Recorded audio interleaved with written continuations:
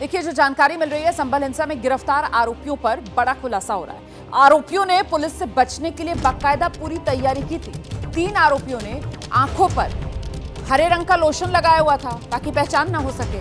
आंसू गैस के असर से बचने के लिए भी इस तरीके के केमिकल का इस्तेमाल इस भीड़ की तरफ से किया जा रहा था, ताकि अगर पुलिस की तरफ से भीड़ को तितर बितर करने के लिए आंसू गैस के गोले दागे जाएं तो फिर उन गोलों का इन पर कोई असर ना हो।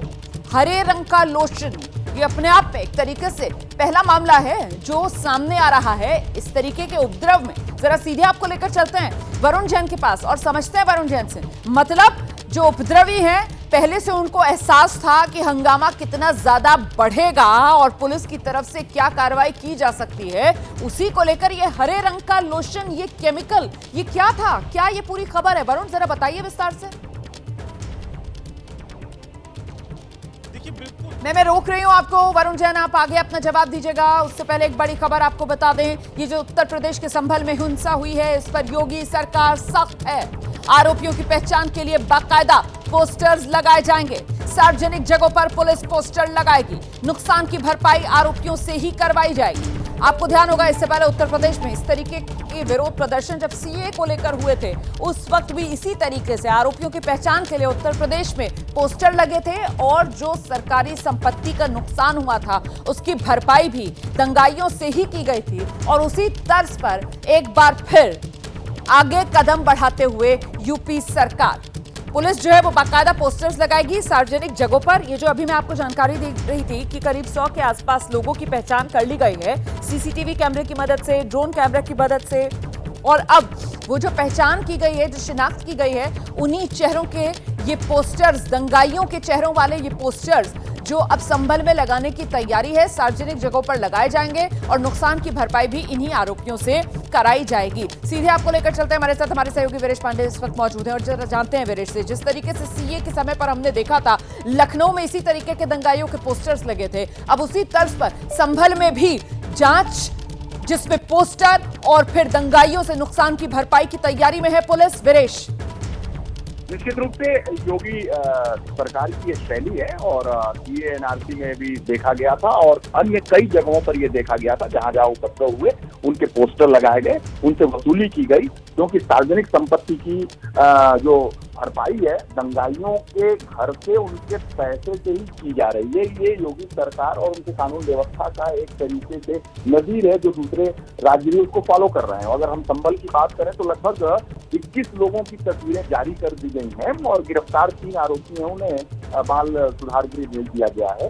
तो जिस तरीके से तस्वीरें सामने आ रही हैं, अभी एक एक करके उपद्रवियों की पहचान की जा रही है। कुछ तस्वीरें आई हैं, उन्हें सार्वजनिक जगहों पर पोस्टर उनके लगाए जाएंगे, उनसे वसूली की जाएगी और जरूरत पड़ी तो उनके ऊपर एनएचए भी लगाया जाएगा। हर विधिक कार्यवाही सरकार करेगी, सरकार के सोर्सेज से हमारी बात हुई है।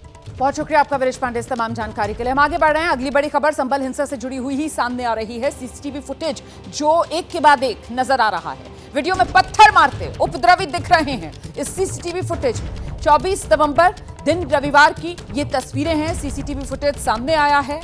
इसमें बाकायदा सीसीटीवी की तस्वीरों में जो उपद्रवी हैं वो हाथ में पत्थर लिए हुए, पत्थर चलाते हुए, पुलिस को मारते हुए नजर आ रहे हैं। 24 नवंबर जिस दिन हिंसा भड़की थी, जिस दिन सुबह सुबह सर्वे की टीम शाही जामा मस्जिद पहुंची थी सर्वे करने के लिए, उसी दिन की ये तस्वीरें आपके सामने हैं। और देखिए किस तरीके से यहाँ पर जो सीसीटीवी लगे हुए थे उनको भी तोड़ने की कोशिश करते हुए ये जो बलवाई हैं वो नजर आ रहे हैं। सीधे आपको लेकर चलेंगे, हमारे साथ हमारे सहयोगी वरुण जैन इस वक्त मौजूद हैं और जरा वरुण जैन से जानते हैं।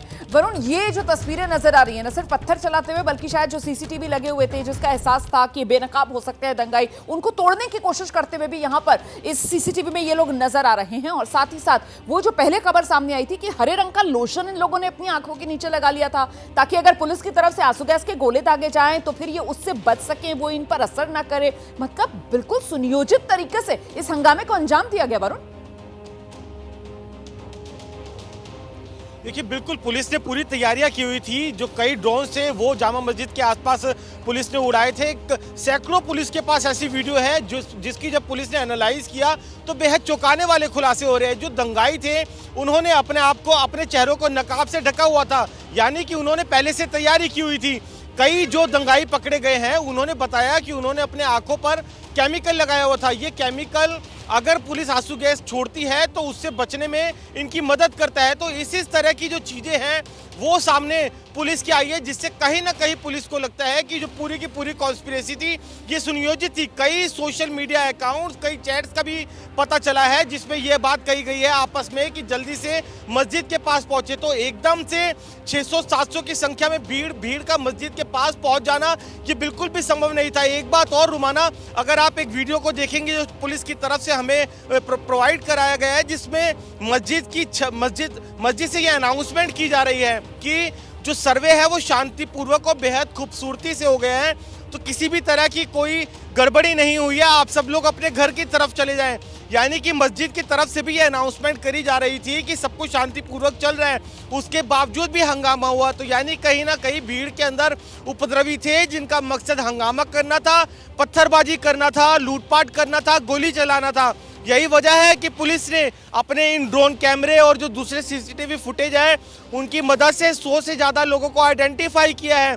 27 गिरफ्तारियां हुई है और पुलिस का ये कहना है कि ये संख्या 500 और 1000 के पार भी जाएगी, क्योंकि बड़ी संख्या में जो उपद्रवी है उनको चिन्हित किया गया है। कई ऐसे लोग भी उपद्रवियों के बीच में पहचान की गई है जिनके हाथ में हथियार हैं, जो खुद भीड़ के बीच में से हिस्सा बनकर गोली चलाते हुए, पिस्टल तानते हुए नजर आ रहे हैं। तो पुलिस पूरी कार्रवाई कर रही है। बिल्कुल, मैं लौटूंगी आपके पास वरुण। आगे समझेंगे कि अभी तक पुलिस की कार्रवाई में कितने लोगों की गिरफ्तारी और कितनों की पहचान, और आगे किस तरीके से अपनी जांच को पुलिस आगे बढ़ाने की तैयारी में है।